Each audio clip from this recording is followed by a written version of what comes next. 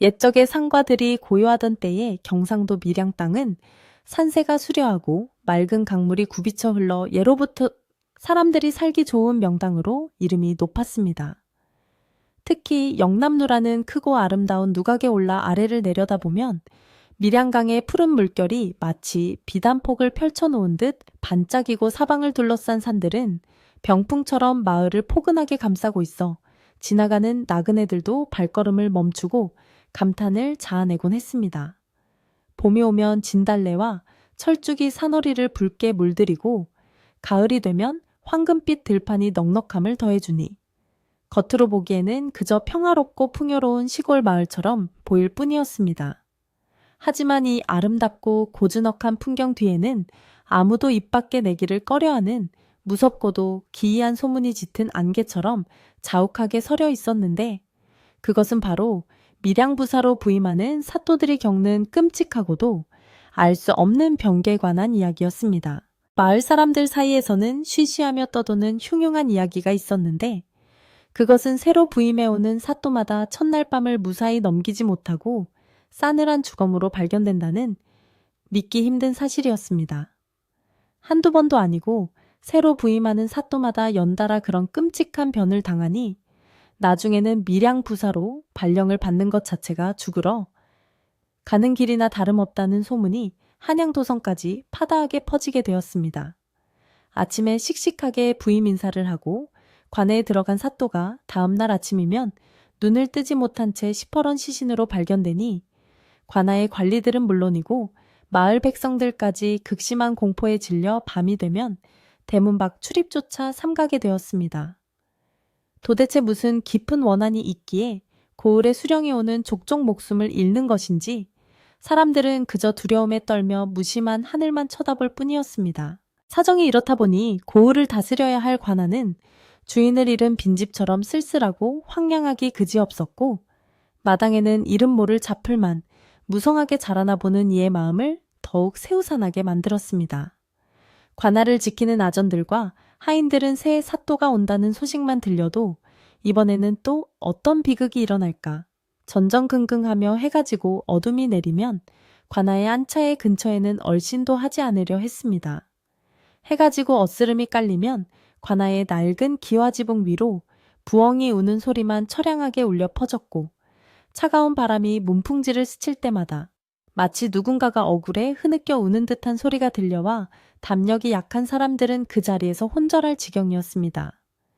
이렇게 밀양 고을은 아름다운 산천을 뒤로한 채 보이지 않는 죽음의 그림자에 짓눌려 숨죽인 채 하루하루를 힘겹게 보내고 있었습니다. 한양의 조정에서도 이 기이한 문제를 해결하기 위해 고심을 거듭했으나 밀양부사 자리에 선뜻 지원하는 관리가 없어 그야말로 골머리를 앓고 있었습니다.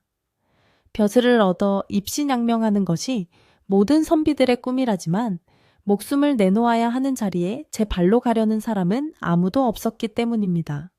억지로 사람을 찍어 내려보내려 해도 병을 핑계로 사직하거나 부임 도중에 도망치는 일이 다반사였습니다. 그러던 중 고을의 행정은 마비되고 백성들의 삶은 돌보는 이 없어 점점 피폐해져 가니 나라님을 대신해 고을을 다스릴 담대하고 지혜로운 인재가 절실히 필요한 위급한 상황이었습니다. 모두가 고개를 저으며 밀양 쪽은 쳐다보지도 않으려 할 때 마침내 스스로 자원하여 그 험지로 가겠다고 나선 용감한 이가 있었으니 그가 바로 이 이야기의 주인공인 이상사라는 분이었습니다. 이상사는 본래 태어날 때부터 담력이 크고 배짱이 두둑하며 사리분별이 명확하여 세상의 헛된 미신 따위에는 쉽게 흔들리지 않는 강직한 성품의 소유자였습니다. 그는 세상의 모든 일에는 반드시 원인과 결과가 있다고 굳게 믿었기에 밀양에서 일어나는 궤변 또한 반드시 사람이 꾸민 짓이거나 혹은 풀지 못한 깊은 곡절이 있을 것이라 생각했습니다.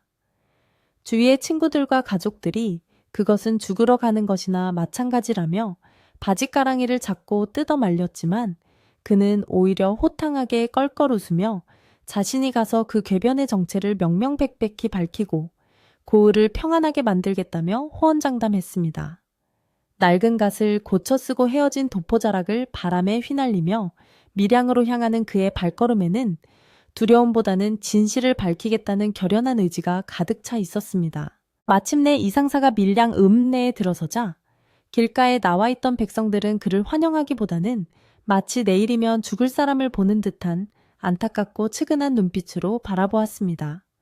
젊고 헌칠한 새 사또가 부임해 오는 것은 분명 반가운 일이나 오늘 밤이 지나면 저 사람 또한 예전의 사또들처럼 싸늘한 시신이 될 것이라는 생각에 여기저기서 혀를 차는 소리가 들려왔습니다. 관아의 아전들 또한 새 사또를 맞이하면서도 기뻐하는 기색이 전혀 없었고 오히려 내일 치러야 할 장례 절차를 미리 걱정하며 수군거리는 눈치였습니다. 그러나 이상사는 이러한 주변의 불안한 반응에 아랑곳하지 않고 위풍당당하게 관아의 정문인 루문으로 들어섰습니다. 그는 자신을 쳐다보는 수많은 눈동자들을 뒤로하고 동원의 마루에 올라 쩌렁쩌렁한 목소리로 부임 인사를 건넸습니다. 관아의 아정과 이방들은 새 사또 앞에 엎드려 절을 올리면서도 눈은 자꾸만 사또의 안색을 살피며 안절부절 못하는 기색이 역력했습니다. 그중 나이가 지긋하고 경험이 많은 이방이 조심스럽게 앞으로 나와 오늘 밤은 관아 내의 안채나 별당을 피하고 마을의 안전한 민가에 머무시는 것이 좋겠다고 간곡히 권했습니다. 역대 사또들이 모두 관아 내실에서 원인 모를 변을 당했으니 잠자리라도 다른 곳으로 옮기면 화를 피할 수 있지 않을까 하는 충심 어린 조언이었습니다. 아전들의 목소리는 두려움에 떨리고 있었고 그들의 얼굴에는 공포가 짙게 드리워져 있었습니다. 하지만 이상사는 그들의 제안을 단칼에 거절하며 고을의 수령이 무서움을 피해 관아를 비우고 민가에 숨는 것은 법도에 맞지 않는 비겁한 일이라고 크게 꾸짖었습니다. 이상사는 자신이 오늘 밤 예전 사또들이 묵었던 바로 그 문제의 방에서 밤을 보내겠다고 단호하게 선언했습니다. 아전들은 기겁하며 손사래를 치고 만류했지만 사또의 강한 고집을 꺾을 수는 없었습니다. 사또는 그저 방을 깨끗이 청소하고 사방에 촛불을 대낮처럼 환하게 밝혀놓으라고 명령했습니다. 그리고 밤새 아무도 자신의 방 근처에 얼씬하지 말 것이며 무슨 소리가 들려도 절대 문을 열어보지 말라고 엄명을 내렸습니다. 아전들은 사또의 명을 받들면서도 속으로는 이 젊은 사또 역시 내일 아침이면 저 세상 사람이 될 것이라 확신하며 무거운 마음으로 물러났습니다. 해가 서산으로 넘어가고 붉은 노을과 함께 땅거미가 내려앉자 관에는 또다시 무거운 침묵과 함께 숨막히는 긴장감이 감돌기 시작했습니다. 어둠이 짙게 깔리자 마을의 집집마다 문을 굳게 걸어 잠갔고 개 짖는 소리조차 들리지 않을 만큼 고요하고 무거운 정막이 흘렀습니다. 하늘에는 먹구름이 잔뜩 끼어 달빛마저 희미했고 가끔 부는 바람에 나뭇가지 흔들리는 소리만이 스산하게 들려와 공포감을 더했습니다. 관아의 깊숙한 내실에는 수많은 촛불이 켜져 대낮같이 환했으나 그 불빛조차 문틈으로 새어 들어오는 바람 앞에서는 위태로워 보였습니다. 이상사는 정갈하게 의관을 정제하고 방 한가운데 앉아 책을 펼쳐 들었습니다. 겉으로는 태연하게 글을 읽는 척했으나 그의 귀는 밤의 아주 작은 소리에도 예민하게 열려 있었고 소매 속의 손에는 만약의 사태에 대비해 단단한 붓 한 자루를 무기처럼 꽉 쥐고 있었습니다. 초경이 지나고 이경이 되도록 아무런 일도 일어나지 않았고 시간은 더디게만 흘러갔습니다. 문 밖에서는 가을 벌레 우는 소리만 간간히 들려올 뿐 귀신은커녕 쥐새끼 한 마리 지나가는 기척도 없이 조용했습니다. 보통 사람이라면 긴장이 풀려 졸음이 쏟아질 법도 했지만 이상사는 흐트러짐 없는 자세로 꼿꼿이 앉아 책장을 한 장씩 넘겼습니다. 그는 자신이 잠드는 순간 어떤 병고가 생길지 모른다고 생각하여 허벅지를 꼬집어가며 정신을 맑게 유지하려 애썼습니다.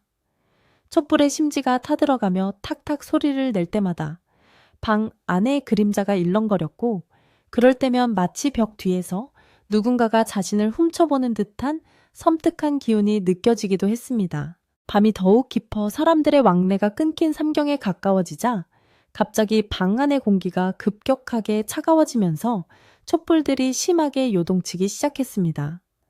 꽉 닫혀있던 방문 틈으로 소름 끼치는 한기가 스며들어와 등골을 서늘하게 만들었고 밖에서는 기괴한 바람소리가 휘몰아쳤습니다. 이상사는 드디어 올 것이 왔구나 하고 직감하며 읽던 책을 덮고 자세를 고쳐 앉았습니다. 그는 마음속으로 호연지기를 되새기며 어떤 흉측한 것이 나타나더라도 절대 기죽지 않고 맞서리라 다짐했습니다. 방 안의 불빛이 파르르 떨리더니 금방이라도 꺼질 듯이 위태로워졌고 무거운 정막을 깨고 멀리서 여인의 희미한 울음소리 같은 것이 들려오기 시작했습니다. 그 소리는 처음에는 아주 멀리서 들리는 듯 했으나 점차 관아의 담장을 넘어내실 쪽으로 빠르게 다가오고 있었습니다. 그것은 단순히 슬프다기보다는 깊은 원한에 사무친 듯한 듣는 이의 뼛속까지 시리게 만드는 구슬프고 원망 섞인 소리였습니다. 마당에 심어진 대나무들이 서로 부딪히며 내는 소리가 마치 귀신이 춤을 추는 소리처럼 사각거렸고 창호지에 비친 나뭇가지 그림자는 괴물처럼 일렁거리며 삿도를 위협했습니다. 이상사는 마른 침을 꿀꺽 삼키며 방문 쪽을 뚫어지게 주시했습니다.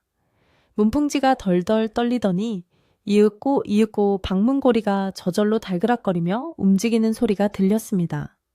보통의 강심장이 아니고서야 그 자리에서 기절하고 말았을 공포스러운 상황이었지만 사또는 눈을 부릅뜨고 문을 노려보았습니다. 갑자기 돌풍이 불어와 방문이 활짝 열리더니 꺼질 듯 말 듯 하던 촛불들이 일제히 사그라들며 방 안이 어두침침해졌습니다. 그리고 그 열린 문틈으로 희뿌연 영희 같은 형체가 스르르 방 안으로 들어왔습니다. 비릿한 피 냄새와 함께 썩은 흙 냄새가 코를 찔렀고 사또의 눈앞에는 산발을 한 여인의 형상이 나타났습니다. 그녀는 피가 낭자하게 묻은 하얀 소복을 입고 있었고 얼굴은 헝클어진 머리카락에 가려 잘 보이지 않았으나 피부는 창백하다 못해 푸르스름한 빛을 띠고 있었습니다. 다른 사또들이 바로 이 끔찍한 장면에서 놀라 심장이 멎어 죽었으리라 짐작이 가는 실로 공포스러운 모습이었습니다. 그러나 이상사는 두려움에 떨기보다는 자리에서 벌떡 일어나 쩌렁쩌렁한 목소리로 호통을 쳤습니다. 네 이놈, 너는 도대체 어떤 요물이기에 감히 나라의 녹을 먹는 관아의 내실에 침범하여 고을 수령을 능멸하려 드느냐? 썩 물러가지 못할까. 그의 호통소리가 어찌나 크고 당당했는지 방 안을 감돌던 음산한 기운이 잠시 주춤하는 듯했습니다. 귀신은 예상치 못한 사또의 대담한 반응에 놀란 듯 잠시 허공에 머물러 있었습니다. 보통은 비명을 지르거나 기절해야 마땅한데 눈을 부릅뜨고 자신을 꾸짖는 사람은 난생 처음이었기 때문입니다.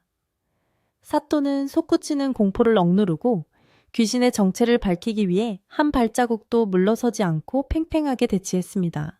귀신은 사또를 해치려 달려드는 대신 머리카락 사이로 슬픈 눈빛을 드러내며 그 자리에 털썩 주저앉았습니다. 그리고는 피가 배어나오는 입술을 열어 가늘고 떨리는 목소리로 말했습니다. 사또 나으리 제발 저를 내치지 마시고 제 억울한 사연을 들어주십시오. 저는 사람을 해치려는 악기가 아니오라 원통함을 풀지 못해 구천을 떠도는 불쌍한 원혼이옵니다.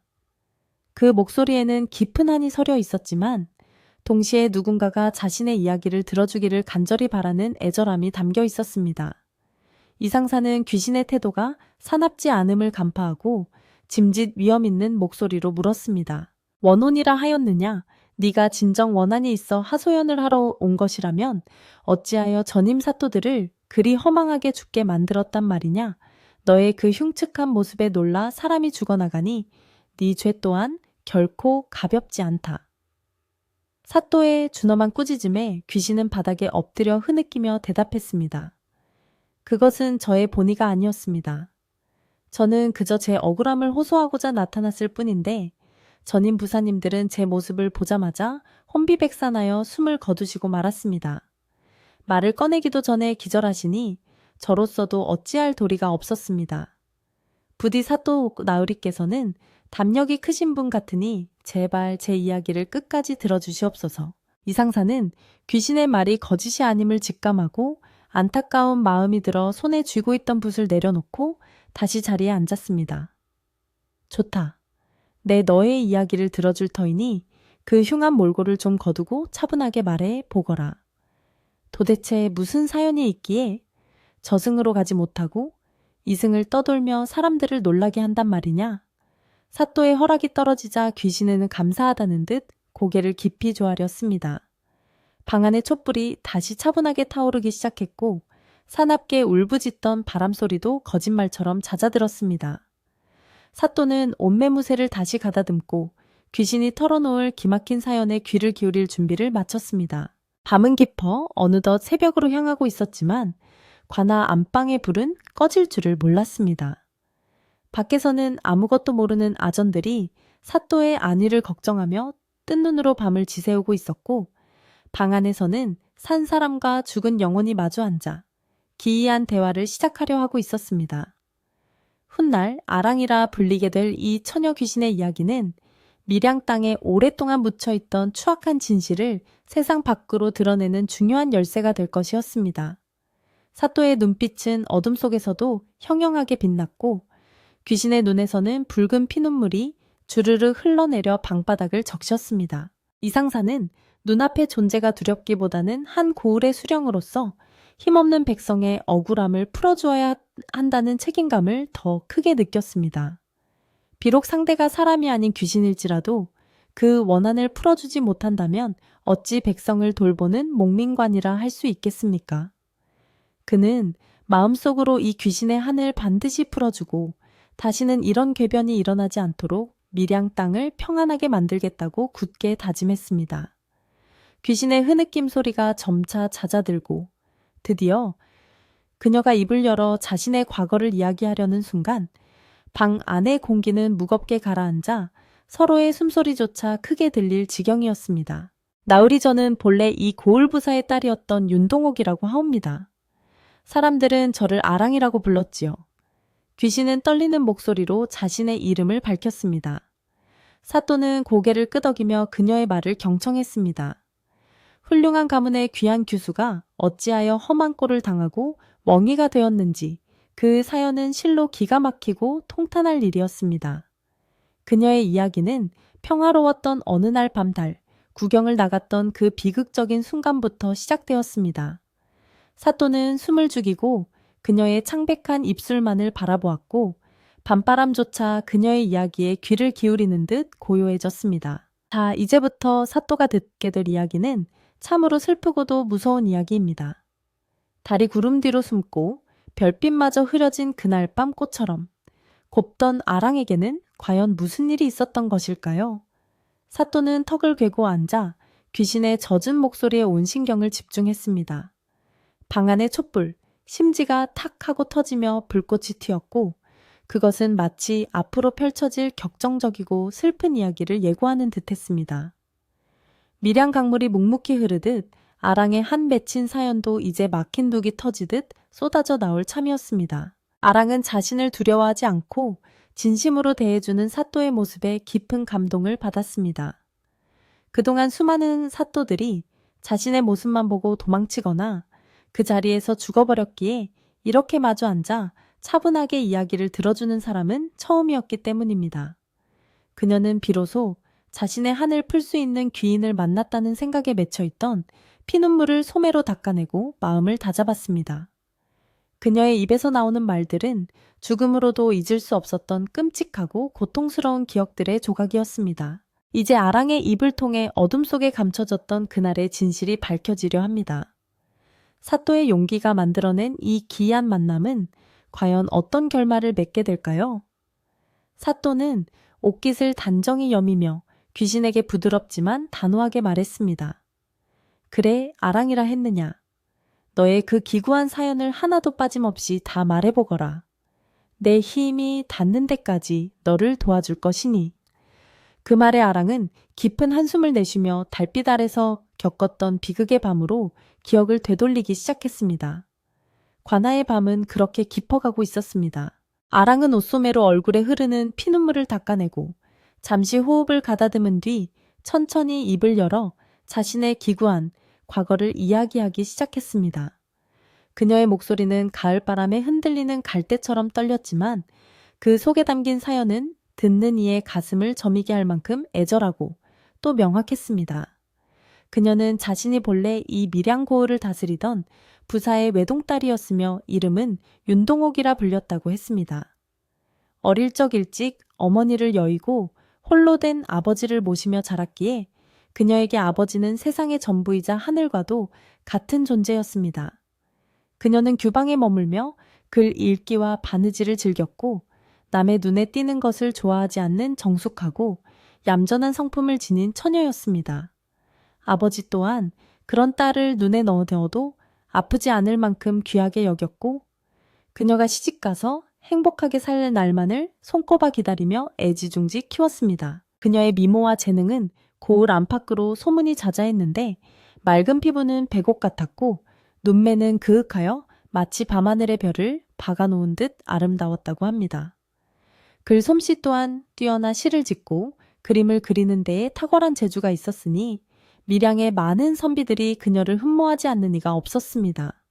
하지만 아랑은 오직 아버지께 효도하고 집안의 법도를 지키는 일에만 마음을 쏟았기에 바깥 세상의 소란스러움이나 남녀 간의 정에 대해서는 전혀 알지 못하는 순진무구한 여인이었습니다. 그녀는 매일 아침 문안 인사를 올리고 밤에는 잠자리를 보아드리며 효녀로서의 도리를 다하는 것에서 삶의 기쁨을 찾았습니다. 그 시절 그녀의 삶은 잔잔한 호수처럼 평화로웠고 앞으로 닥쳐올 끔찍한 비극은 꿈에도 상상하지 못한 채 행복한 나날을 보내고 있었습니다. 그러나 호사다마라 했던가요? 아름다운 꽃에는 벌레가 꼬이기 마련이고 맑은 물에는 흙탕물을 일으키는 미꾸라지가 숨어있는 법입니다. 관에는 잔심부름을 하며 문서수발을 들던 통인신분에 백가라는 자가 있었습니다. 그는 신분은 비천하였으나 욕심은 하늘을 찌를 듯 높았고 성정은 교활하고 음흉하기 짝이 없는 위인이었습니다. 백가는 우연히 관아 안채를 오가다가 아랑에 단아하고 아름다운 자태를 훔쳐보게 되었고 그날 이후로 분에 넘치는 흑심을 품게 되었습니다. 감히 넘볼 수 없는 상전의 딸이자 고귀한 아기씨였기에 마음을 접어야 마땅했으나 백가의 비뚤어진 욕망은 날이 갈수록 커져만 갔습니다.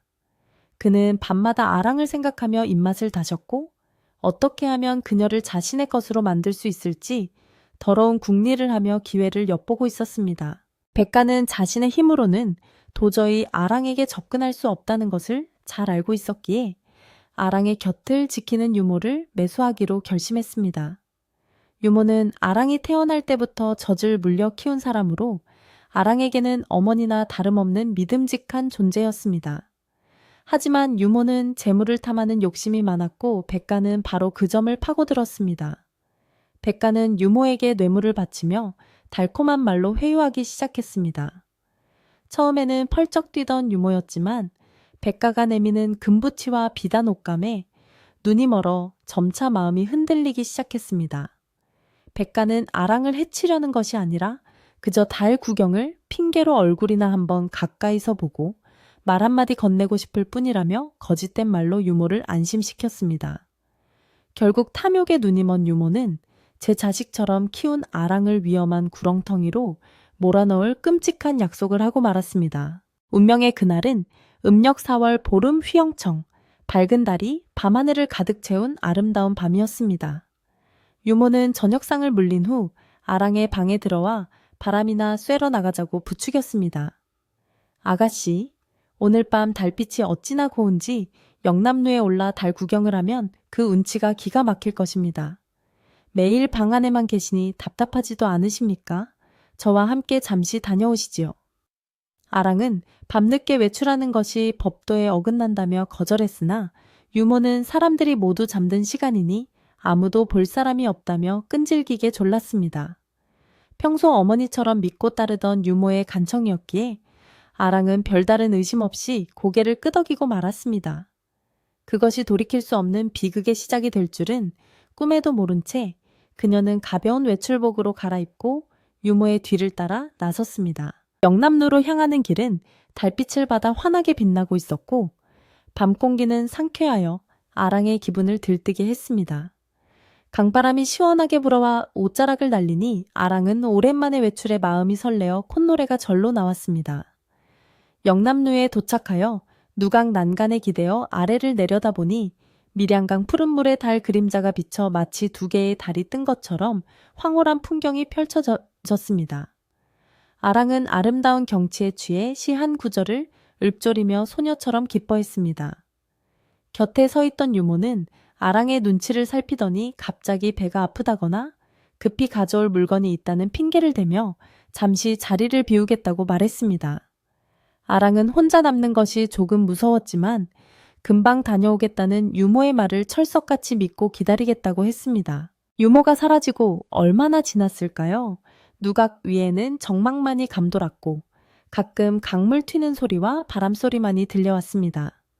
아랑은 유모가 왜 이리 늦을까 걱정하며 오솔길 쪽을 바라보았습니다.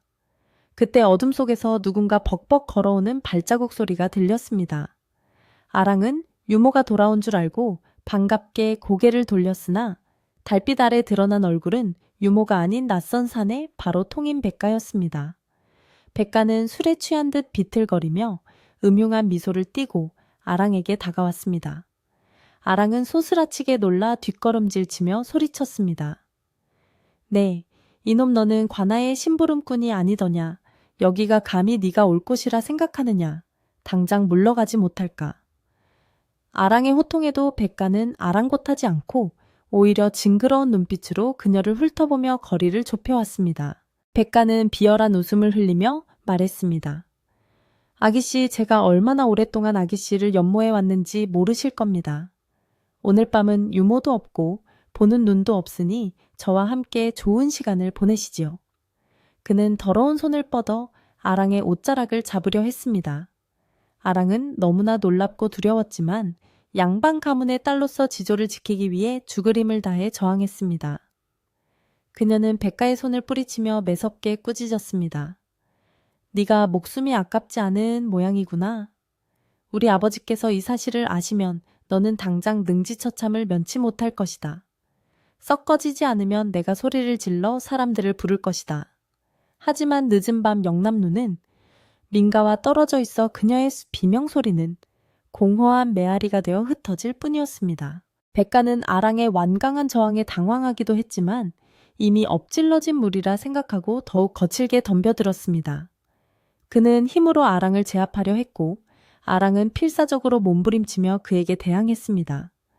그녀의 고운 손톱이 백가의 얼굴을 핥히었고 그녀의 입에서는 살려달라는 비명이 터져 나왔습니다. 유모 유모 어디 있느냐? 사람 살려. 아랑은 목이 터져라. 유모를 불렀지만 이미 멀리 도망쳐버린 유모가 나타날 리 만무했습니다.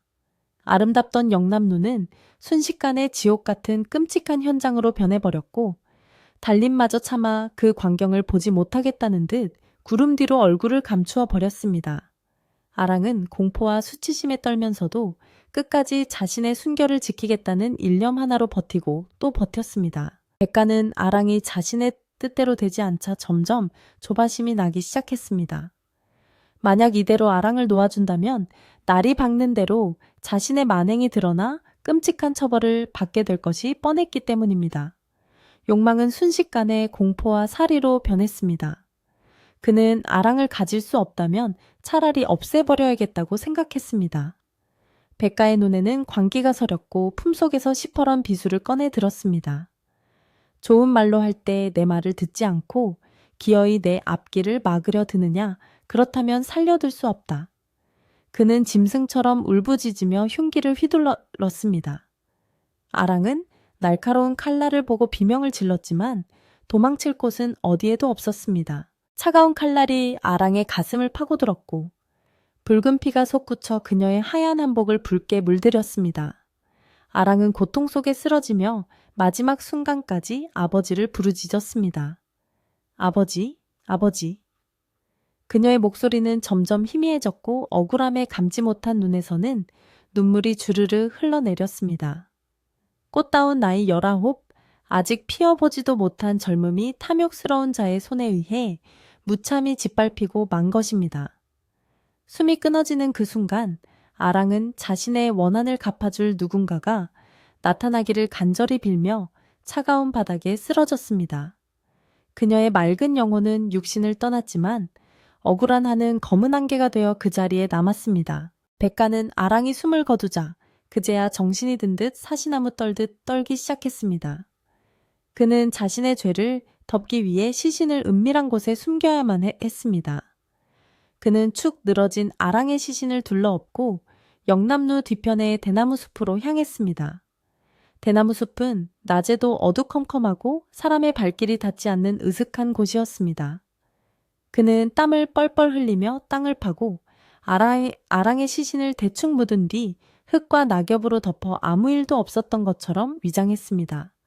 그리고 피 묻은 옷을 씻고 표정을 전에여 고쳐 관아로 돌아왔습니다. 살인을 저지른 자의 대담함이라고는 믿기지 않을 만큼 그는 태연하게 자신의 잠자리로 돌아가 잠을 청했습니다. 다음날 아침 관아는 아랑 아기씨가 사라졌다는 소식에 발칵 뒤집혔습니다. 아버지는 딸의 이름을 부르며 관아 안팎을 샅샅이 뒤졌지만 어디에서도 아랑의 흔적을 찾을 수는 없었습니다. 그때 백가는 미리 준비해둔 거짓 소문을 퍼뜨리기 시작했습니다. 제가 어젯밤에 보니 아기씨께서 웬 낯선 사내와 함께 다정하게 이야기를 나누며 고개를 넘어가시는 것을 보았습니다. 아마도 눈이 맞아 야반도주를 하신 모양입니다. 유모 또한 죄책감을 감추기 위해 백가의 말에 맞장구를 치며 거짓 증언을 보탰습니다. 맞습니다. 아기씨께서 평소에 남몰래 연모하던 선비가 있다고 하셨는데 기어이 이를 저지르신 것 같습니다. 아랑의 아버지는 하늘이 무너지는 듯한 충격을 받았습니다. 평소 조신하고 효성 지극했던 딸이 외간 남자와 도망을 갔다니 도저히 믿을 수 없는 일이었지만 유모와 하인의 증언이 너무나 구체적이라 의심할 여지가 없었습니다. 양반 가문의 명예는 땅에 떨어졌고 딸을 잘못 키웠다는 자책감과 배신감에 아버지는 식음을 전폐하고 자리에 눕고 말았습니다. 마을 사람들은 수군거렸고 헛소문은 꼬리에 꼬리를 물고 퍼져나가 아랑은 부모를 버리고 도망친 천하의 불효녀가 되고 말았습니다. 결국 아버지는 화병을 얻어 시름시름 앓다가 관직을 내려놓고 고향으로 돌아갔으나 얼마 지나지 않아 화병으로 세상을 떠나고 말았습니다. 아랑의 억울함은 죽어서도 풀리지 않았습니다. 자신이 죽은 것도 억울한데 정절을 잃고 도망친 부정한 여인이라는 누명까지 쓰게 되었으니 그녀의 영혼은 저승으로 가지 못하고 구천을 떠돌 수밖에 없었습니다. 그녀는 자신이 묻힌 대나무 숲에서 밤마다 피를 토하듯 울부짖었고 자신의 억울함을 풀어줄 사람을 찾아 관아를 배회하게 되었습니다. 새로 부임하는 사또가 올 때마다 그녀는 기대를 품고 나타났지만 사람들은 그녀의 흉측한 모습에 놀라 비명 한번 지르지 못하고 죽어나갔습니다. 그녀의 간절한 호소가 오히려 사람을 죽이는 저주가 되어버린 것입니다. 그렇게 몇 년의 세월이 흘렀고 밀양은 저주받은 고을이라는 오명을 쓰게 되었습니다. 아랑은 점점 지쳐갔고 자신의 원한이 영영 묻히는 것은 아닌지 절망하고 있었습니다. 그런데 오늘 밤 드디어 자신의 눈을 똑바로 쳐다보며 이야기를 들어주는 담대한 사또를 만나게 된 것입니다. 아랑은 여기까지 이야기를 마치고 다시 한번 깊은 숨을 내쉬었습니다. 그녀의 눈에는 여전히 눈물이 고여 있었지만 이제는 절망이 아닌 희망의 빛이 아주 조금 엿보였습니다. 그녀는 바닥에 엎드려 사댁에 간곡히 청했습니다. 나으리, 이것이 제가 겪은 끔찍한 그날의 진실입니다. 저는 맹세코 부정한 짓을 저지르지 않았으며 짐승만도 못한 놈에게 억울한 죽음을 당했습니다. 저의 시신은 아직도 차가운 대나무숲 흙구덩이 속에 아무렇게나 처박혀 있습니다. 부디 저의 시신을 찾아 거두어 주시고 저의 억울한 누명을 벗겨주십시오. 그리하여 제가 저승으로 편안히 갈 수 있도록 도와주신다면 죽어서라도 그 은혜를 결코 잊지 않겠습니다. 아랑의 목소리는 애절하게 방안을 울렸고 촛불조차 그녀의 슬픔에 공명하듯 파르르 떨렸습니다. 이상사는 아랑의 이야기를 듣는 내내 주먹을 꽉 쥐고 분노를 삼켰습니다. 한 고을의 아전이라는 자가 수령의 딸을 탐하고 살인까지 저지른 뒤 뻔뻔하게 살아서 관아를 활보하고 있다는 사실에 치가 떨렸습니다. 또한 거짓 소문에 소가 미령 명예를 잃고 돌아가신 전임 부사의 안타까운 사연에 가슴이 아려왔습니다. 그는 눈앞에 있는 원혼이 더 이상 무서운 귀신이 아니라 지켜주지 못한 가여운 백성으로 보였습니다. 사또는 깊은 한숨을 내쉬며 아랑을 위로했습니다. 내 원한이 그토록 깊은 줄 내 미처 몰랐구나. 참으로 통탄하고 분한 일이로다. 내 너의 말을 모두 믿을 것이니 걱정 말거라. 하지만 범인을 잡으려면 확실한 증거가 필요했습니다. 심증만으로는 교활한 백가를 처벌할 수 없을 것이 뻔했기 때문입니다. 사또는 잠시 생각에 잠기더니 아랑에게 물었습니다. 내 말대로라면 범인은 지금도 이 관아 안에 있는 아전백가라는 놈이 분명하렸다. 허나 날이 밝아 내가 그 놈을 추궁한다 한들 교활한 놈이 순순히 자백할 리가 만무하다.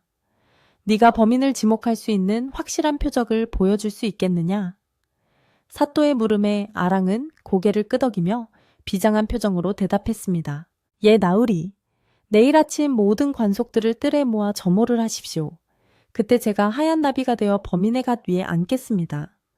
그것을 신호로 그 자를 잡아 족치신다면 놈도 더 이상 발뺌하지 못할 것입니다. 부디 내일 아침 나비가 앉는 자를 유심히 보아주십시오.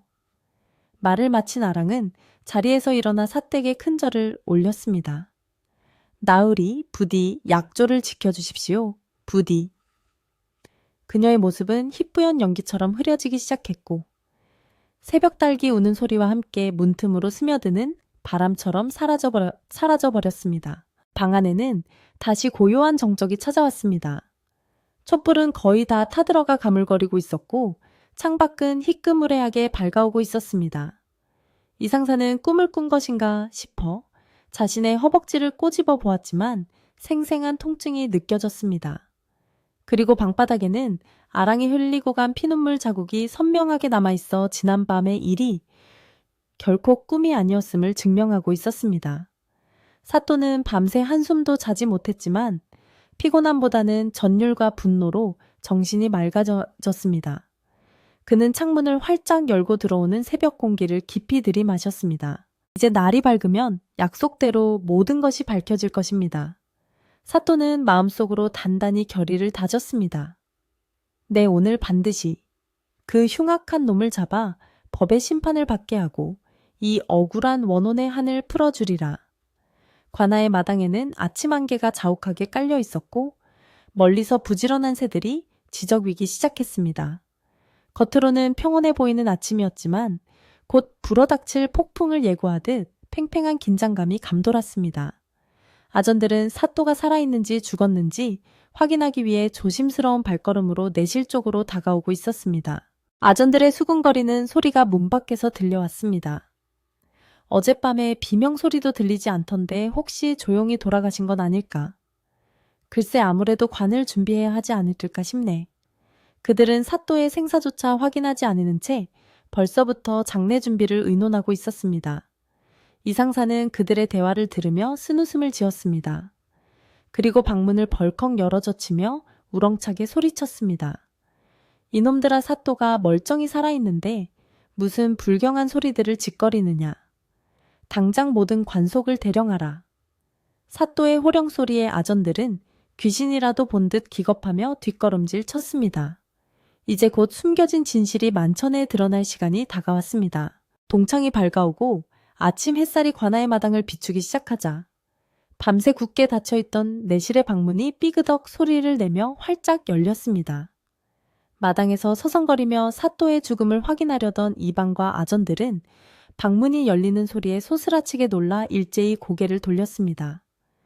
그들의 예상대로라면 방 안에는 싸늘하게 식은 시신이 있어야 했고 곡소리가 나야 마땅했으나 문턱을 넘어 걸어 나오는 사람은 너무나도 멀쩡하고 원기왕성한 모습의 이상사였습니다.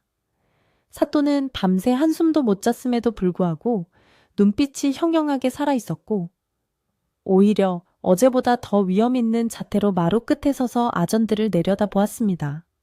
미리 염을 할 준비를 하고 거적과 관을 챙겨왔던 하인들은 사또와 눈이 마주치자 화들짝 놀라 들고 있던 물건들을 슬그머니 등 뒤로 감추느라 바빴습니다. 이방은 믿을 수 없다는 듯 눈을 비비며 앞으로 나와 떨리는 목소리로 문안을 올렸습니다. 사사또 나으리 밤새 평안하셨습니까? 아무런 별고도 없으셨는지요? 저희들은 혹시나 나으리께 무슨 변이라도 생겼을까 하여 뜬 눈으로 밤을 지새웠습니다. 이방의 말은 겉으로는 사또를 걱정하는 척했으나 그 속에는 어떻게 살아남았을까 하는 의구심과 당혹감이 가득 차 있었습니다. 이상사는 그런 이방의 속내를 꿰뚫어 보듯 차가운 미소를 지으며 대답했습니다. 내 팔자가 세서 그런지 귀신도 나를 피해 가더구나. 밤새 아주 푹 잘 잤으니 걱정 마라. 그보다 날일이 밝았으니 당장 해야 할 일이 있다. 지금 즉시 관에 소속된 모든 사람들을 하나도 빠짐없이 동원마당으로 집합시켜라. 육방 관속은 물론이고 노비와 심부름꾼 아이 하나까지 모조리 불러들여야 한다.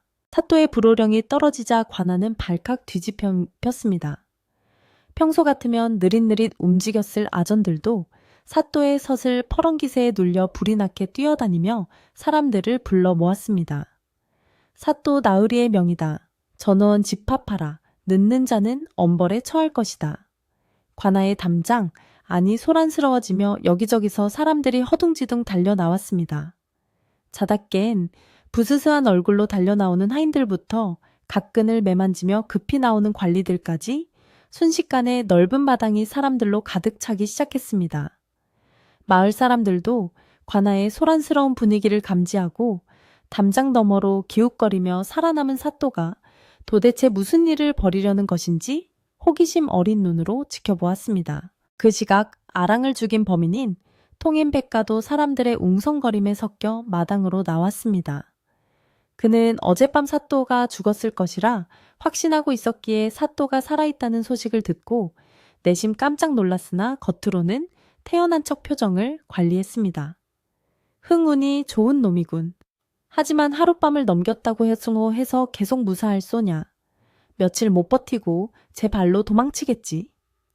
백가는 속으로 코웃음을 치며 자신이 저지른 끔찍한 죄가 드러날 리는 만무하다고 자만하고 있었습니다. 그는 아랑의 시신을 완벽하게 숨겼고 이미 몇 년이나 지난 일이기에 증거 따위는 남아있지 않다고 믿었기 때문입니다. 그는 오히려 뒷짐을 지고 거만한 자세로 서서 사또가 무슨 뚱딴지 같은 소리를 할지 구경이나 하자는 심산이었습니다. 마당에는 수십 명의 관속들이 줄을 지어 섰고 긴장된 침묵만이 감돌았습니다. 이상사는 관복을 갖춰 입고 동헌 마루에 앉아 날카로운 매의 눈으로 아래를 훑어보았습니다.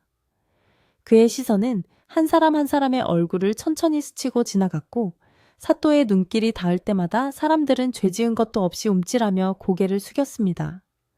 사또는 아무런 말도 없이 그저 하늘을 한번 쳐다보고 다시 뜰 아래 사람들을 쳐다보기를 반복했습니다. 그는 아랑과 약속했던 하얀 나비가 나타나기를 기다리고 있었던 것입니다. 아침 햇살은 눈부시게 쏟아지는데 계절은 이미 가을로 접어들어 서리가 내릴 때가 다 되었으니 나비가 나타난다는 것은 상식적으로 불가능한 일처럼 보였습니다. 시간이 흐르고 사또가 아무런 명령도는 내리지 않자 마당에 모인 사람들 사이에서 작은 술렁임이 일기 시작했습니다.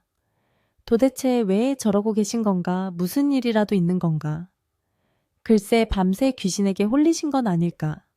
사람들의 수군거림이 조금씩 커져갈 때쯤 사또는 마음속으로 간절하게 아랑을 불렀습니다. 아랑아, 네가 정령 억울함을 풀고 싶다면 지금 내 모습을 보여다오. 약속대로 범인을 지목해다오. 사또의 간절한 염원이 하늘에 닿았던 것일까요? 갑자기 맑은 하늘에서 하얀 점 하나가 반짝이며 내려오기 시작했습니다. 그것은 계절을 잊은 듯 나풀거리는 한 마리의 흰 나비였습니다. 나비는 마치 춤을 추듯 우아하게 날갯짓을 하며 관아 마당으로 내려왔습니다. 사람들은 늦가을에 나타난 흰 나비를 보고 신기해하며 웅성거렸습니다. 아니, 이 추운 날씨에 웬 나비란 말인가? 허참 기이한 일이로다. 나비는 사람들의 머리 위를 빙빙 돌며 누군가를 찾는 듯이 날아다녔습니다. 사또는 의자에서 벌떡 일어나 나비의 움직임을 눈으로 쫓았습니다. 나비는 앞줄에 선 이방의 머리 위를 스치고 지나가더니 형방과 예방의 어깨 위를 잠시 맴돌다가 다시 날아올랐습니다. 마치 범인의 냄새를 맡으려는 사냥개처럼 나비는 신중하게 사람들을 탐색하고 있었습니다. 백가는 자신의 머리 위로 날아드는 나비를 보고 귀찮다는 듯 손을 휘휘 내저었습니다. 에이, 재수 없게 무슨 벌레가 날아다니는 거야. 그는 나비가 그저 길 잃은 곤충일 뿐이라고 생각하며 대수롭지 않게 여겼습니다. 하지만 나비는 백가가 손을 져도 멀리 도망가지 않고 끈질기게 그의 주변을 맴돌았습니다. 백가는 점차 짜증이 나기 시작하여 입술을 삐죽거렸습니다. 그러자 나비는 높이 솟아오르는 척하더니 순식간에 급강하여 백가가 쓰고 있던 검은 갓의 책 위에 사뿐히 내려앉았습니다. 검은 갓 위에 앉은 하얀 나비는 멀리서도 눈에 띌 만큼 선명하고 기묘한 대조를 이루었습니다. 순간 사또의 눈빛이 번뜩였습니다. 그는 마침내 아랑이 약속한 표식을 확인한 것입니다. 백가는 머리 위에 무언가 앉은 느낌이 들어 고개를 흔들며 갓을 툭 쳤습니다.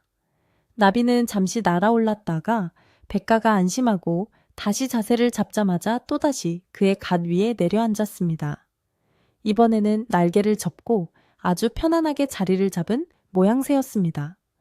백가는 얼굴을 찌푸리며 다시 손을 들어 나비를 쫓으려 했지만 그때 사또의 쩌렁쩌렁한 호통 소리가 동원을 뒤흔들었습니다.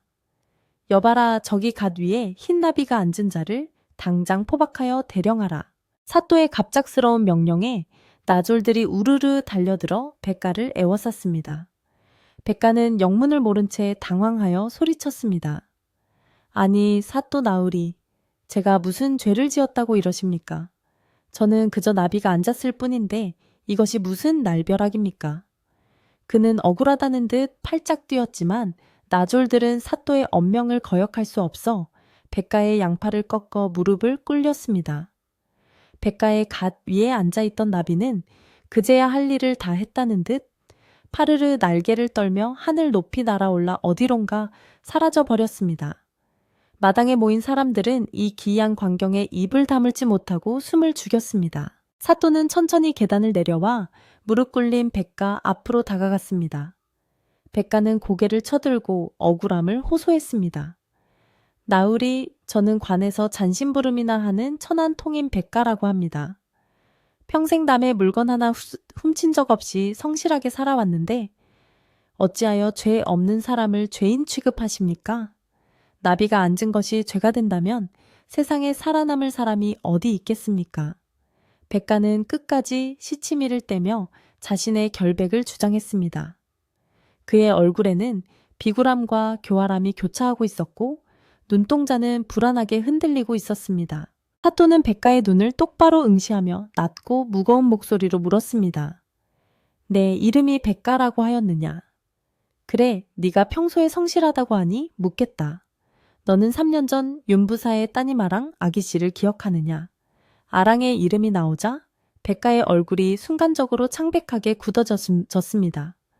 하지만 그는 애써 태어난 척하며 대답했습니다. 예, 기억합니다요. 그 야반도주하신 아기씨 말씀이십니까?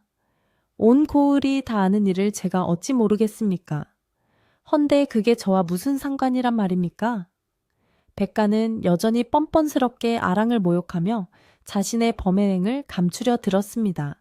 이상사는 백가의 뻔뻔한 태도에 분노가 치밀어 올랐지만 차분하게 그를 압박해 들어갔습니다. 야반도주라, 내 놈의 입에서 나오는 말이 참으로 가관이구나. 그렇다면 내 한 가지 더 묻겠다. 3년 전 4월 보름날 밤 달이 참으로 밝았던 그날 밤에 너는 어디에 있었느냐? 구체적인 날짜가 언급되자 백가의 등줄기에 식은땀이 흐르기 시작했습니다. 그 글쎄요. 워낙 오래전 일이라 기억이 잘 나지 않습니다만 아마 집에서 자고 있었겠지요. 백가는 말끝을 흐리며 시선을 피했습니다. 사또는 한 발짝 더 다가서며 그의 거짓말을 파고들었습니다. 집에서 자고 있었다고 그렇다면 영남루에는 얼씬도 하지 않았다는 말이더냐? 사또의 추궁에 백가는 침을 꿀꺽 삼키며 대답했습니다. 당연합니다요. 감히 천한 놈이 밤중에 영남루에 올라갈 일이 뭐 있겠습니까? 그러자 사또는 기다렸다는 듯이 품속에서 무언가를 꺼내는 신용을 하며 소리쳤습니다. 내 이놈 거짓을 고하면 혀를 뽑아버릴 것이다. 어젯밤 나의 꿈에 아랑 아기씨가 나타나 모든 것을 일러주었다. 내 놈이 유모를 매수하여 아기씨를 영남루로 불러냈고 흑심을 품고 달려들었다가 뜻대로 되지 않자 비수를 꺼내 찌르지 않았느냐. 사또의 입에서 감춰졌던 진실이 적나라하게 쏟아져 나오자 백가는 마치 귀신을 본 듯한 표정으로 사시나무 떨듯 떨기 시작했습니다. 주변에 있던 아전들과 마을 사람들도 경악을 금치 못했습니다. 뭐라고 아랑 아기씨가 도망간 게 아니라 살해당한 거라고. 백가가 범인이었어. 웅성거림은 순식간에 큰 파도처럼 번져나갔습니다. 백가는 다급하게 변명했습니다. 아, 아닙니다. 억울합니다. 그것은 다 개꿈입니다. 귀신의 말을 어찌 믿고 산 사람을 잡으십니까? 증거를 대십시오, 증거를. 그는 마지막 발악을 하듯 고래고래 고함을 질렀습니다. 사또는 백가의 발악을 비웃으며 차갑게 말했습니다. 증거라 했느냐? 그래, 증거가 있어야 내 놈이 입을 다물겠지. 아랑 아기씨가 말하기를 자신의 시신이 영남루 뒤편 대나무 숲에 묻혀 있다고 하였다. 내 놈이 시신을 엎고 가서 땅을 파고 묻은 바로 그 자리 말이다. 지금 당장 가서 땅을 파보면 알게 될 일이다. 만약 시신이 나온다면 그때는 내 놈을 능지처참에 처해도 할 말이 없겠지.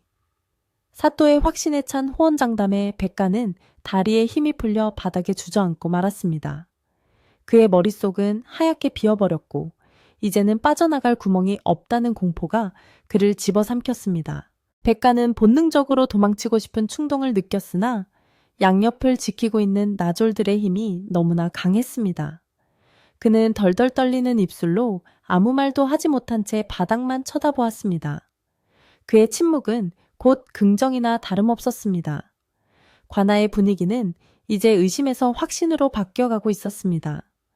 사람들의 눈초리는 분노와 경멸로 가득 찼고 백가를 향한 손가락질이 여기저기서 쏟아졌습니다. 저 천하의 몹쓸 놈 같으니라고? 어떻게 사람이 저런 짓을 할 수 있단 말인가? 이상사는 자리에서 일어나 큰 소리로 명령했습니다. 여봐라, 죄인을 끌고 영남루 뒤편 대나무 숲으로 가자. 내 직접 땅을 파서 진실을 밝혀낼 것이다. 관속들은 괭이와 삽을 챙겨 뒤따르라. 사또의 명령에 관아는 다시 한번 분주해졌습니다.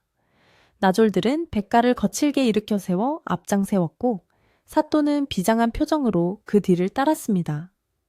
호기심 많은 마을 사람들도 구름대처럼 몰려들어 행렬의 뒤를 쫓았습니다. 아름다운 영남루 뒤편 바람에 스치우는 대나무 숲 소리가 오늘따라 더욱 구슬프게 들려왔습니다. 대나무 숲으로 가는 길은 험하고 음산했습니다. 빽빽하게 자란 대나무들이 햇빛을 가려 수많은 대낮인데도 어둑어둑했습니다. 바람이 불 때마다 대나무 잎들이 서로 몸을 비비며 사각사각 소리를 냈는데 그것이 마치 억울하게 죽은 아랑의 원혼이 속삭이는 소리처럼 들려 사람들의 등골을 오싹하게 만들었습니다. 앞장서서 끌려가던 백가는 발걸음을 떼지 않으려 버텼으나 나졸들의 매질과 고함에 억지로 끌려갈 수밖에 없었습니다. 그는 자신이 시신을 묻었던 그 장소가 가까워질수록 공포에 질려 식은땀을 비오듯 흘렸습니다. 마침내 일행은 숲의 가장 깊숙하고 으슥한 곳에 도착했습니다. 그곳은 사람의 발길이 닿지 않아 잡초가 무성했고 음습한 기운이 감돌고 있었습니다. 백가는 다리가 풀려 털썩 주저앉으며 한 지점을 멍하니 바라보았습니다. 사또는 백가의 시선이 머문 곳을 포착하고 나졸들에게 지시했습니다. 저기다 저곳을 파보아라. 조심스럽게 파내려 가야 한다. 나졸들이 달려들어 삽과 괭이로 땅을 파헤치기 시작했습니다. 흙이 한 삽, 두 삽 퍼내어질 때마다 지켜보는 사람들의 긴장감은 극에 달했습니다. 과연 귀신의 말대로 시신이 나올 것인가? 모두가 숨을 죽이고 구덩이 안을 들여다보았습니다. 얼마 지나지 않아 흙 속에서 썩지 않은 옷자락의 일부가 드러나기 시작했습니다. 사또 나으리 여기 무엇인가 있습니다. 나졸의 외침에 사또가 다급하게 다가갔습니다. 흙을 조심스럽게 걷어내자 놀랍게도 3년 전 실종되었던 아랑의 시신이 모습을 드러냈습니다. 그런데 더욱 놀라운 것은 시신이 썩어 백골이 된 것이 아니라 마치 방금 잠든 사람처럼 생생한 모습 그대로 유지되어 있다는 것이었습니다. 하얀 피부와 고운 자태는 그대로였으나 가슴에는 흉기에 찔린 상처와 붉은 핏자국이 선명하게 남아있어 보는 이들의 가슴을 찢어지게 만들었습니다. 이를 본 마을 사람들은 일제히 탄식을 터뜨렸습니다. 아이고 아기씨, 세상에 이럴 수가. 얼마나 원통했으면 시신이 썩지도 않았을꼬. 여기저기서 울음소리가 터져나왔고 백가는 시신을 보자마자 으악 하고 비명을 지르며 뒤로 나자빠졌습니다. 시신은 마치 자신을 죽인 원수를 노려보는 듯한 서늘한 기운을 내뿜고 있었습니다. 사또는 비통한 표정으로 시신을 내려다보며 말했습니다. 아랑가, 내 말이 참말이었구나. 이제야 너를 어둡고 차가운 땅 속에서 꺼내주는구나. 사또의 눈시울도 붉어졌습니다. 이제 모든 진실은 명백하게 드러났고 아기는 더 이상 도망칠 곳이 없게 되었습니다. 백가는 공포와 죄책감을 이기지 못하고 사또의 발 아래 기어와 머리를 조아렸습니다. 나으리 죽을 죄를 지었습니다. 제발 목숨만은 살려주십시오. 제가 미쳐서 그랬습니다. 그는 콧물과 눈물을 범벅이 된 채 살려달라고 빌었으나 이미 때는 늦었습니다. 사또는 싸늘한 눈빛으로 그를 내려다보며 호령했습니다. 내 죄는 하늘이 알고 땅이 알고 귀신이 아는 바 감히 용서를 구하느냐, 여봐라. 이 흉악한 자를 당장 형틀에 묶어라. 내 관하로 돌아가 엄중히 죄를 물을 것이다. 나졸들은 백가를 짐승 다루듯 결박하여 끌고 내려갔습니다. 대나무 숲에는 아랑을 위한 슬픈 바람만이 맴돌고 있었습니다. 대나무 숲에서 발견된 아랑의 시신을 수습하여 관하로 돌아오는 행렬은 침통하고 엄숙하기 그지없었습니다. 억울하게 죽어 차가운 흙 속에 묻혀있던 아기씨가 3년 만에 세상 밖으로 나오게 되었으니 이를 지켜보는 마을 사람들의 마음은 슬픔과 연민으로 가득 찼습니다. 나졸들은 정성을 다해 시신을 운구하였고 그 뒤로는 포승줄에 꽁꽁 묶인 백가가 질질 끌려오고 있었습니다. 백가는 성남 마을 사람들에게 돌팔매질을 당하여 몰골이 말이 아니었으나 그 누구도 그를 동정하는 이는 없었습니다. 오히려 사람들은 저 천하의 죽일 놈, 사람의 탈을 쓰고 어찌 저럴 수가 있느냐며 침을 뱉고 욕설을 퍼부었습니다.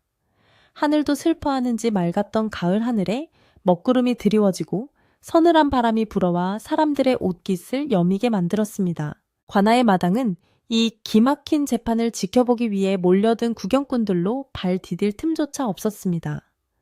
밀양 고을에 사는 사람이라면 남녀노소를 불문하고 모두 나와 그동안 고을을 공포에 떨게 했던 귀신 소동의 전말과 흉악한 살인범의 최후를 목격하고자 했습니다. 이상사 사또는 동원의 높은 의자에 앉아 서슬 퍼런 표정으로 죄인을 내려다보았습니다. 그의 앞에는 무릎이 꿇린 채 벌벌 떨고 있는 백가가 있었고 그 옆에는 하얀 천으로 덮인 아랑의 시신이 안치되어 있었습니다. 사또는 탕하고 관아의 책상을 내리치며 재판의 시작을 알렸습니다. 그 소리가 어찌나 크고 엄중하던지 웅성거리던 수백 명의 군중이 일시에 숨을 죽이고 조용해졌습니다. 죄인 백가는 듣거라. 너는 관아의 녹을 먹는 자로서 본분을 망각하고 주인의 딸을 탐하여 겁탈하려다 뜻을 이루지 못하자 잔인하게 살해하였다. 그것도 모자라 시신을 유기하여 범행을 은폐하고 근거 없는 헛소문을 퍼뜨려 고인의 명예를 짓밟고 부모의 가슴에 대못을 박았다. 내 죄는 능지처참을 해도 모자랄 만큼 무겁고 또 추악하다. 이제 만천에 내 죄가 낱낱이 드러났으니 더 이상 변명할 말이 있느냐. 사또의 준엄한 꾸짖음에 백가는 고개를 땅에 쳐박고 아무 말도 하지 못했습니다. 이미 시신이라는 명백한 증거가 나왔고 자신의 갓 위에 앉았던 나비가 하늘의 뜻임을 알았기에 더 이상의 발뺌은 무의미했습니다. 사또는 여기서 멈추지 않고 백가가 퍼뜨린 거짓 소문에 대해서도 명확하게 바로잡고자 했습니다. 너는 아랑 아기씨가 외간 남자와 눈이 맞아 도망갔다고 소문을 내어 정숙한 교수의 이름을 더럽혔다. 그로 인해 전임 부사께서는 치욕 속에 병을 얻어 돌아가셨으니 너는 한 사람을 죽인 것이 아니라 한 집안을 풍비박산 낸 것이다. 내 입으로 직접 말해보라. 아랑아기 씨가 부정한 여인이었더냐? 아니면 너의 더러운 욕망에 희생된 억울한 영혼이더냐? 백가는 흐느끼며 기어들어가는 목소리로 대답했습니다. 아기씨는 아무런 죄가 없습니다. 제가 짐승 같은 짓을 저지르고 살기 위해 거짓말을 했습니다. 죽여주십시오, 나으리. 백가의 자백이 이어지자 마당에 모인 사람들 사이에서 통곡 소리가 터져 나왔습니다. 아이고, 우리가 그동안 헛소문만 믿고 아기씨를 욕했구나. 효녀 아랑을 불효녀라 손가락질했으니 이 죄를 어찌 씻을까. 마을 사람들은 자신들이 백가의 거짓말에 속아 억울한 피해자를 2번 죽였다는 죄책감에 가슴을 쳤습니다. 특히 아랑을 어릴 때부터 보아왔던 노인들은 땅을 치며 후회했습니다. 사또는 군중을 향해 단호하게 선언했습니다.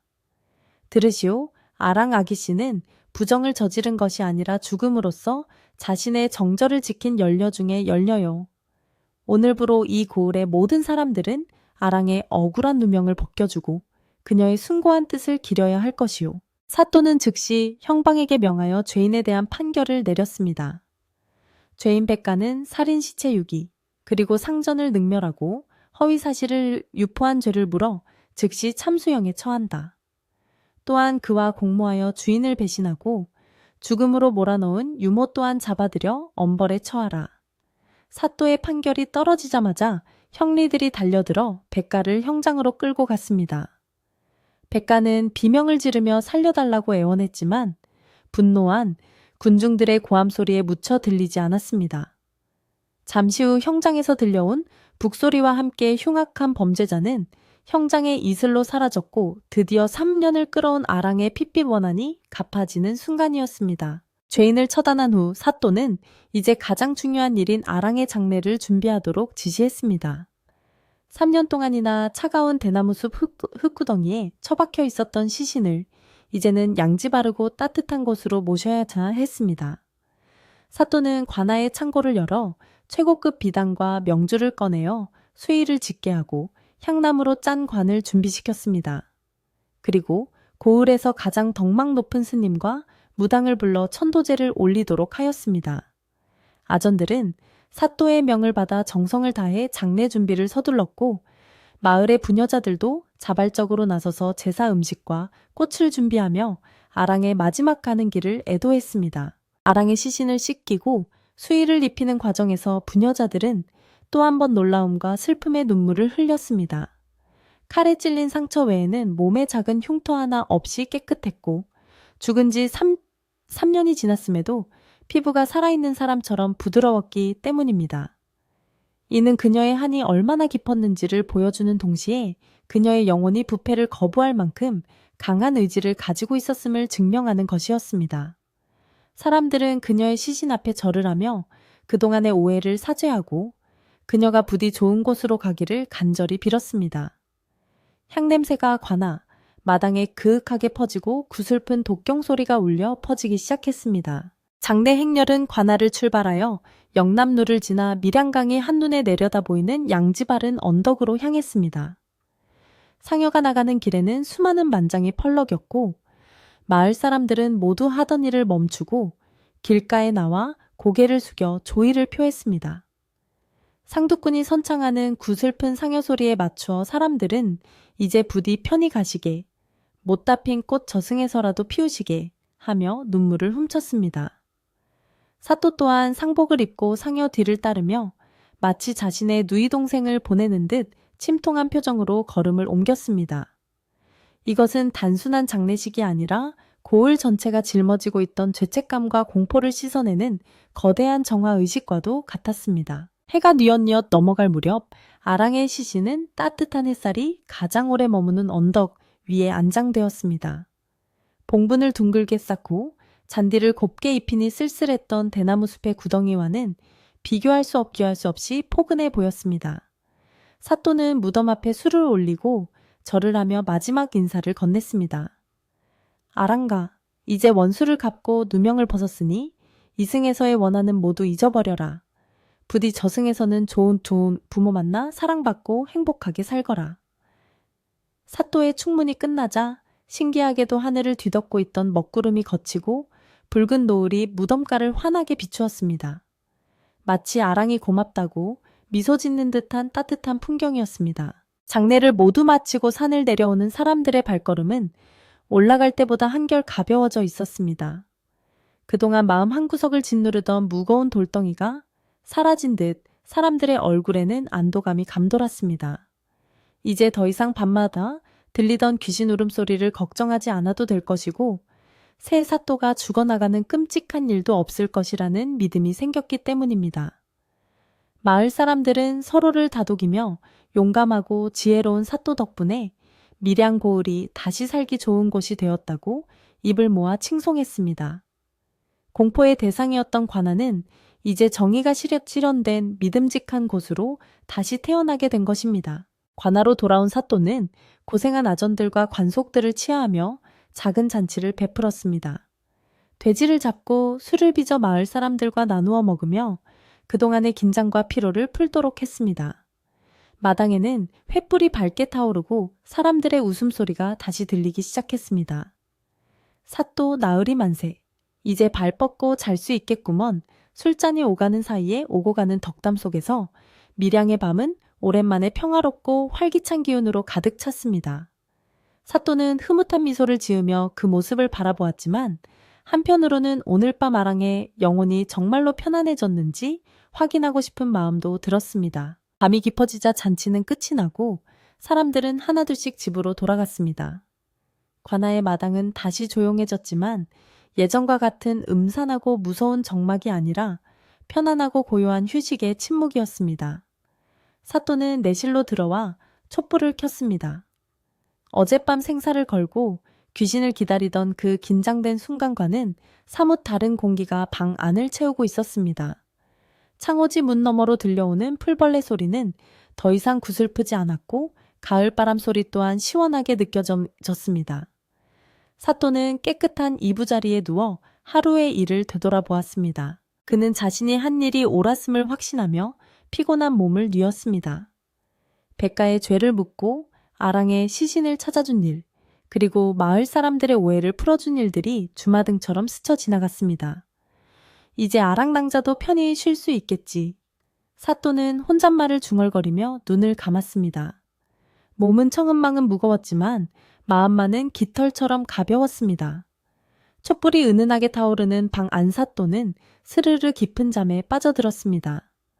꿈속에서라도 아랑을 다시 만나 그녀가 편안히 떠나는 모습을 보고 싶다는 소망을 품은 채 말입니다. 그날 밤 밀양 고을의 모든 집들은 대문을 단단히 걸어 잠그지 않았습니다. 무서운 귀신 소문이 사라졌기에 사람들은 방문을 조금 열어두고 가을밤의 정취를 즐기며 잠자리에 들었습니다. 아이들은 엄마 품에 안겨 옛날 이야기를 해달라고 보채지 않고 곤히 잠들었고 노인들도 오랜만에 다리를 펴고 편안한 밤을 보냈습니다. 마을 어귀의 당산나무도 영남로 아래 흐르는 밀양강 물결도 모두가 숨을 고르며 평화를 만끽하는 밤이었습니다. 달빛은 유난히 밝아 마을 곳곳을 환하게 비추었고 어디선가 날아온 하얀 나비 한 마리가 관아의 지붕 위를 잠시 맴돌다가 밤하늘 저 멀리 은하수 쪽으로 날아갔습니다. 사또의 잠든 얼굴은 평온해 보였습니다. 그의 머리맡에는 다 타버린 촛불이 꺼져 있었고 방 안에는 새벽의 푸르스름한 빛이 스며들고 있었습니다. 이제 모든 갈등과 공포는 사라지고 해결과 치유만이 남은 시간이었습니다. 내일 아침이 밝으면 사또는 또 어떤 꿈 이야기를 사람들에게 들려줄까요? 그리고 밀양고을에는 앞으로 어떤 평화로운 나날들이 펼쳐질까요? 깊어가는 가을밤 이야기는 이제 마지막 결말을 향해 조용히 흘러가고 있었습니다. 사또의 꿈속으로 들어간 우리는 그곳에서 기다리고 있을 마지막 만남을 기대해 봅니다. 억울함을 푼 영혼은 어떤 모습으로 나타날지, 그리고 사또에게 어떤 마지막 인사를 남길지 궁금해지는 밤입니다. 바람이 창문을 톡톡 두드리며 잠든 사또를 깨우지 않도록 조심스럽게 지나갔습니다. 온 세상이 잠든 이 고요한 시간 정의가 승리하고 원한이 풀린 땅에는 축복 같은 평화만이 가득 내려앉아 있었습니다. 사또가 깊은 잠에 빠져든 그날 밤 꿈속의 풍경은 예전과 사뭇 달랐습니다. 며칠 전까지만 해도 꿈자리에는 항상 어두운 안개가 자욱하고 어딘가에서 들려오는 흐느낌 소리에 가위가 눌리곤 했으나 이번에는 마치 봄날에 아지랑이가 피어오르듯 따스하고 환한 기운이 가득했습니다. 꿈속에서 사또는 관아에 정지에 앉아 있었는데 주변에는 오색구름이 감돌고 어디선가 은은한 향냄새와 함께 맑은 옥피리 소리가 들려왔습니다. 그것은 이승의 음악이 아닌 듯 신비로웠고 듣는 이의 마음을 한없이 편안하게 어루만져 주는 선율이었습니다. 사또는 꿈속에서도 이것이 길몽임을 직감하고 조용히 눈을 감고 그 평화로운 분위기에 몸을 맡겼습니다. 그때 오색구름 사이로 한 여인이 사뿐사뿐 걸어오는 모습이 보였습니다. 그녀는 며칠 전 피투성이가 된 소복을 입고 산발을 했던 그 흉측한 웡이의 모습이 아니었습니다. 그녀는 곱게 빗어 넘긴 머리에 화사한 연분홍색 저고리와 남색 치마를 입고 있었고 얼굴에는 생전에 아름다웠던 미모가 그대로 되살아나 마치 하늘에서 내려온 선녀와 같았습니다. 그녀의 표정은 더 이상 슬프거나 고통스럽지 않았으며 맑은 호수처럼 평온하고 밝게 빛나고 있었습니다. 바로 아랑이었습니다. 억울한 누명을 벗고 원한을 푼 그녀가 작별 인사를 하기 위해 사또의 꿈에 찾아온 것이었습니다. 아랑은 사또의 앞에 다가와 아주 공손하고 정중하게 큰 절을 올렸습니다. 그녀의 절은 깊고도 정성스러웠으며 그 동작 하나하나에 깊은 감사의 마음이 배어 있었습니다. 절을 마친 아랑은 고개를 들어 사또를 바라보며 옥구슬이 굴러가는 듯한 천가한 목소리로 말했습니다. 사또 나으리 참으로 고맙습니다. 나으리의 지혜와 용기 덕분에 저는 이제야 억울한 누명을 벗고 차가운 구천을 떠도는 웡이 신세에서 벗어나게 되었습니다. 제 썩지 못한 육신은 따뜻한 땅으로 돌아갔고 더럽혀진 이름은 다시 깨끗해졌으니 더 이상 바랄 것이 없습니다. 그녀의 눈가에는 기쁨의 눈물이 맺혀 반짝였습니다. 사또는 꿈속에서라도 그녀의 환한 모습을 보니 마음이 놓였습니다. 그는 인자한 미소를 지으며 그녀에게 물었습니다. 그래, 이제 원한이 풀렸으니 어디로 가려느냐? 부디 좋은 곳으로 가서 이 생의 고통은 다 잊어야 할 터인데. 사또의 물음에 아랑은 환하게 웃으며 대답했습니다. 예, 저는 이제 저승의 심판을 받고 다시 태어나기 위해 먼 길을 떠나려 합니다.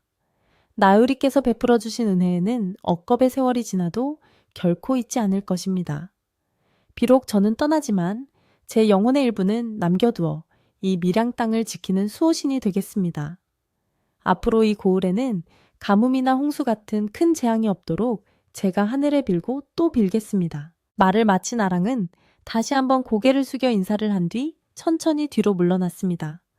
그녀의 몸이 서서히 빛으로 변하기 시작하더니 이내 수많은 하얀 나비떼가 되어 하늘 높이 날아올랐습니다. 나비들은 사또의 주위를 한 바퀴 빙 돌며 마지막 춤을 추었고 곧이어 찬란한 빛 속으로 사라져 버렸습니다. 사또는 멀어지는 나비들을 향해 손을 흔들어 주었습니다.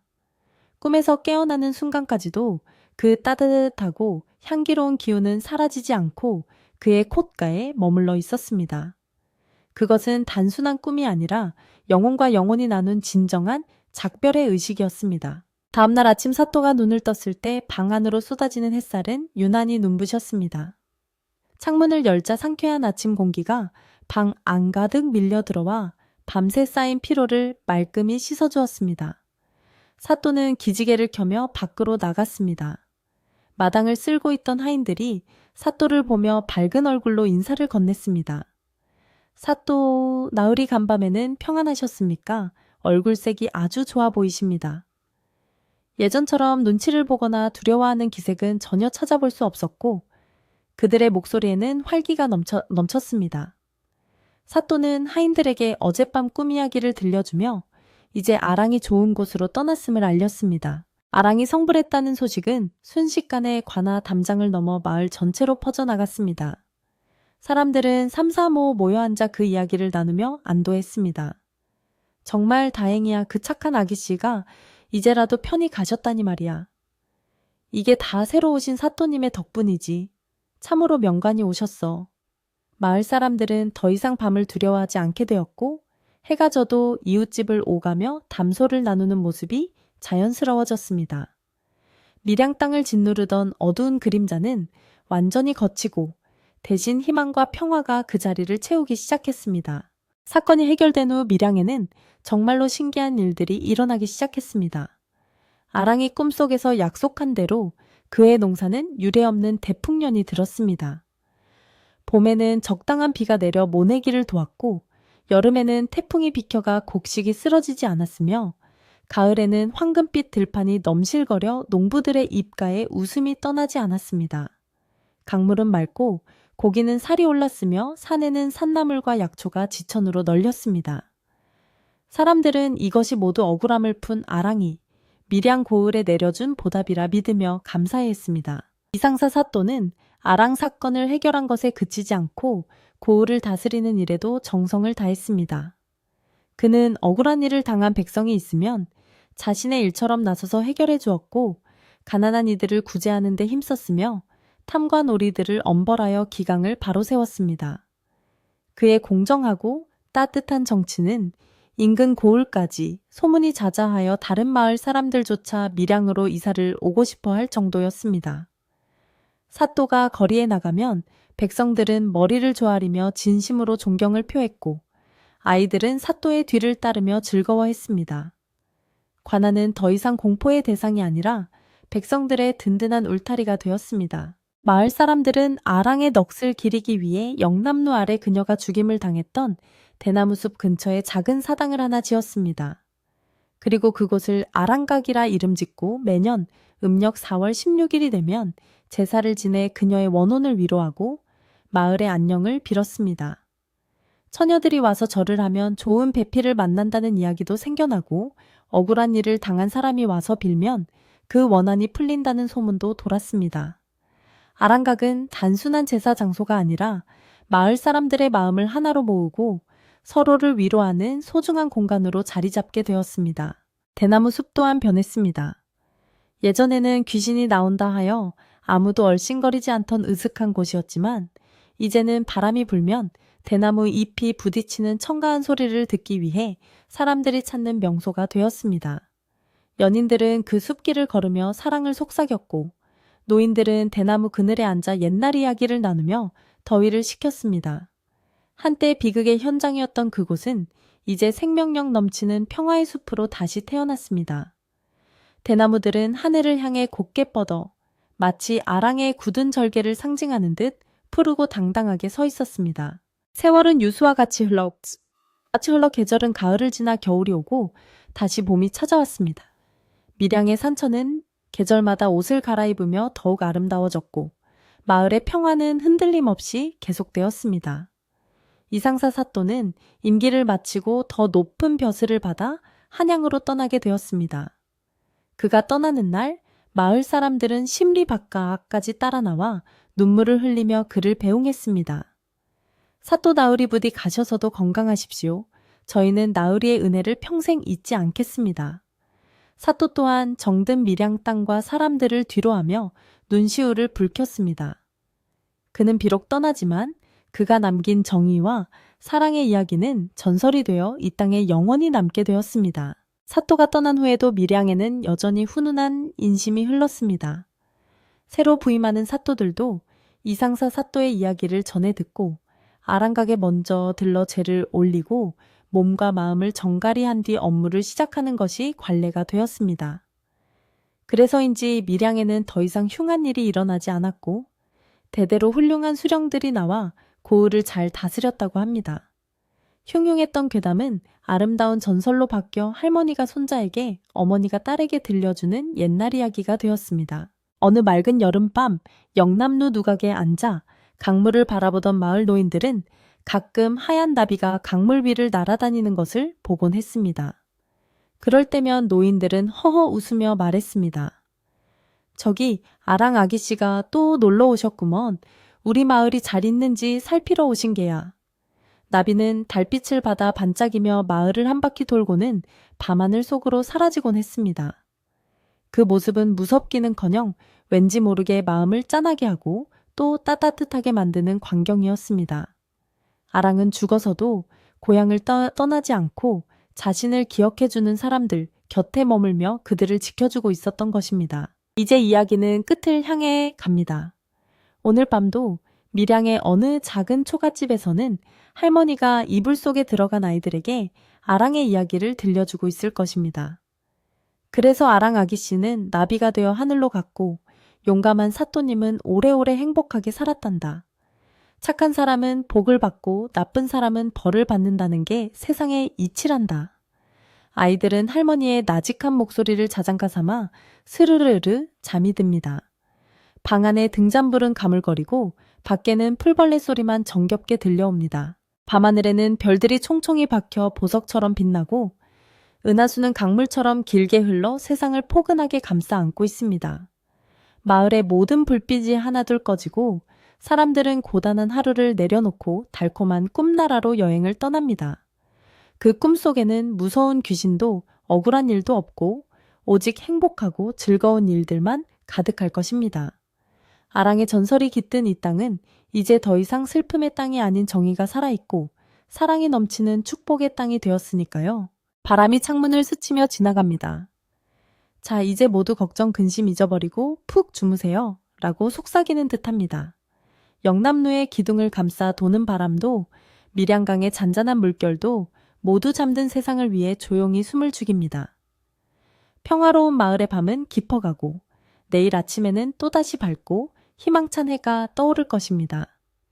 긴 이야기를 들어주신 여러분도 이제 편안한 마음으로 깊은 잠에 드시기를 바랍니다. 이불을 어깨까지 포근하게 덮으시고 눈을 감아보세요. 혹시 압니까? 꿈속에서 예쁜 하얀 나비가 날아와 여러분의 좋은 친구가 되어줄지. 편안한 밤 되십시오.